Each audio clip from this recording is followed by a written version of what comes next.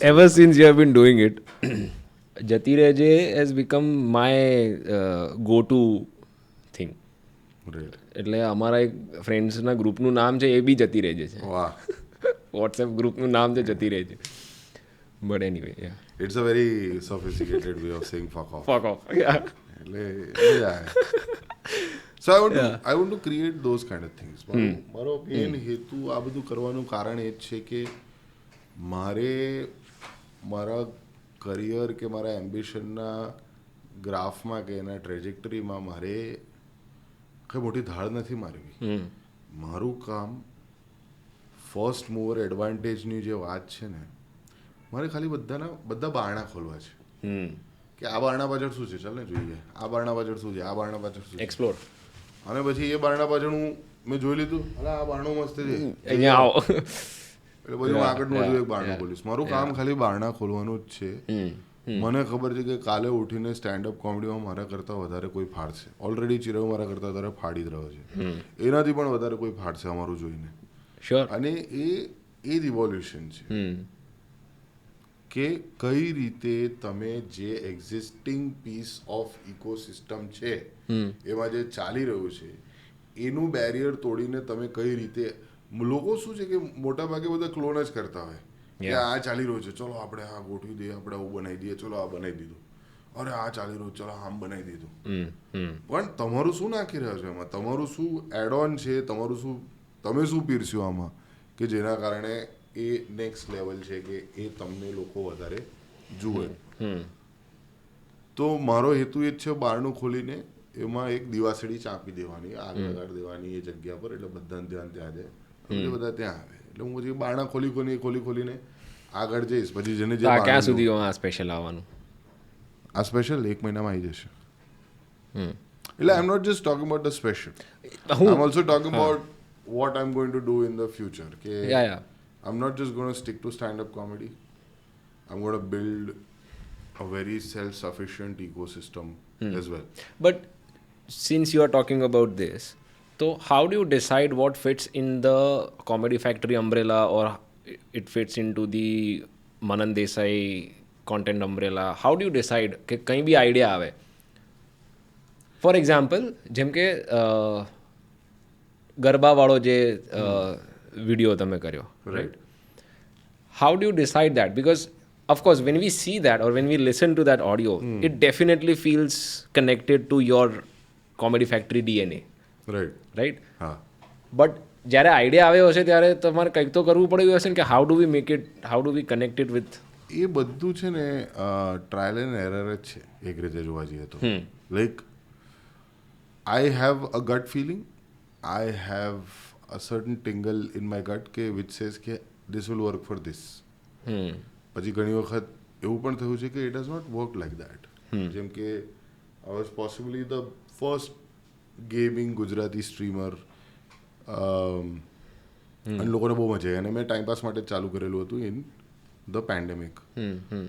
ભલે મને વ્યૂઝ 10-15-20 હજાર જ આવતા હતા, પણ આજની તારીખમાં બી લોકો, ગઈકાલે હું સ્ટેજ પર ગયો બરોડામાં, તો somebody scream from the back, Mohanbhai વચાકા બૂમ. That વચાકા બૂમ is something that I say in my gaming streams. વચાકા બૂમ, દગડી શોટ, આ બધી વસ્તુ હું I used to say this while streaming game. And there are people who live abroad, there are kids who live abroad and they are starting a new life in Canada or European country or wherever.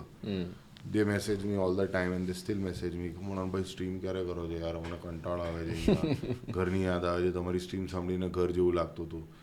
So such a simple thing can affect becomes a point somebody. of connect. And a lot of people during my, હમણાં જ્યારે હું Europe બી ટોર કરવા ગયેલો ત્યારે lot of kids were there and they who are just in their early 20s or so, એ લોકો બી કહે કે યાર મનનભાઈ તમારી સ્ટ્રીમ જોઈએ છે ને એટલા જ માટે અમે શો જોવાયેલા, show was way more fun than your streams. મેં કીધું ઓફકોર્સ, કારણ કે પેલું બધું સ્પોન્ટેનિયસ હોય, આ તો લખેલું હોય, પ્રોપરલી સ્ક્રિપ્ટેડ હોય, બહુ બધી નેટ પ્રેક્ટિસ પછી અને સારી રીતે હું ક્રિએટ કરીને પછી પ્રેઝન્ટ કરું, તો આ તો સારું જોવાનું છે. એટલે I want to, again gaming was another door that I open, અને એના પછી બી ગુજરાતી ગેમર્સ ઘણા બધા આવ્યા, એવું નથી. અને હવે ધીરે ધીરે I think that I want to keep the ball rolling. એટલે હવે જે સ્નોબોલ ઇફેક્ટ છે એ સારું થઈ રહ્યું છે ઓવરઓલ. અને I see a very bright future overall with the Gujarati entertainment space. So yeah. તો એવું થતું હોય છે કે while you are trying this new things, while you are exploring, એવું નથી થતું કે સ્ટોરી કે સ્ક્રિપ્ટ આવી તો you have to let it cook for some time for it to grow, for it to mature, right? એવું જોક્સમાં પણ થતું હશે કે જોક પણ કંઈક ઇવોલ્વ થયો હશે when you had thought of it, when you delivered it it's first a time. Never ending process. મને એવું થાય છે કે આજની તારીખમાં બી મારું ઘણું બધું રિલીઝ મટીરિયલ છે. મને એવું થાય છે કે આમાં આવું કરવું જોઈતું હતું, આમાં આવું કરવું જોઈતું હતું. It's a never ending process. A piece of art is never completely done. That's what my say is. Piece of art is never completely done. અગર એ કમ્પ્લીટલી ડન હોત તો રિમિક્સીસ ના હોત, રિક્રિએશન્સ ના હોત, રેન્ડિશન્સ ના હોત, રીમેક્સ ના હોત. Any piece of art is always undone. Sure. That's my opinion. અને એવું મને મારા દરેક કામ માટે દરેક એસ્પેક્ટ પર એવું થશે કે યાર શિટ યાર મારે આ જોકમાં આ ટેગ એડ કરવો જોઈતો હતો. હમણાં હું જ્યારે મારા જતી રહે જે શોના એડિટને જોઈ રહ્યો હતો ત્યારે મને થયું અરે યાર અત્યારે કેમ ન સૂઝ્યું. Your piece of work is never done, especially when you are an artist. અને એ મારે ખ્યાલથી બધાને થતું હશે.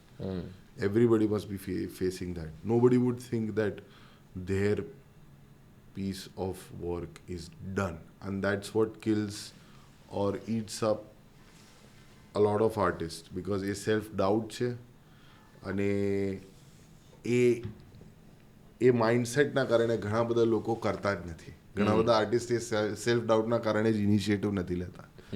અને I also realise that quite late in the life કે હું આ કરી શકીશ કે નહીં, હું આ કરી શકીશ કે નહીં.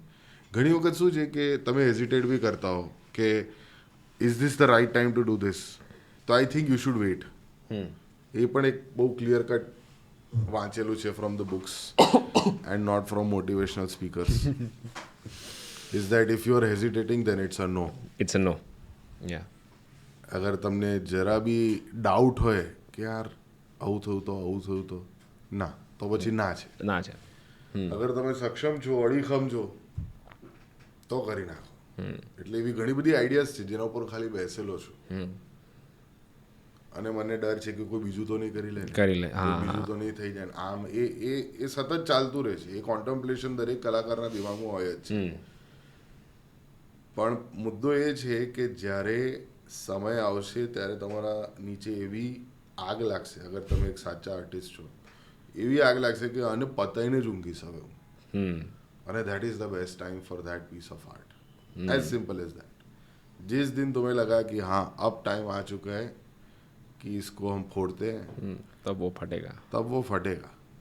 और जितना फटना चाहिए उतना ही फटेगा. वो भी है.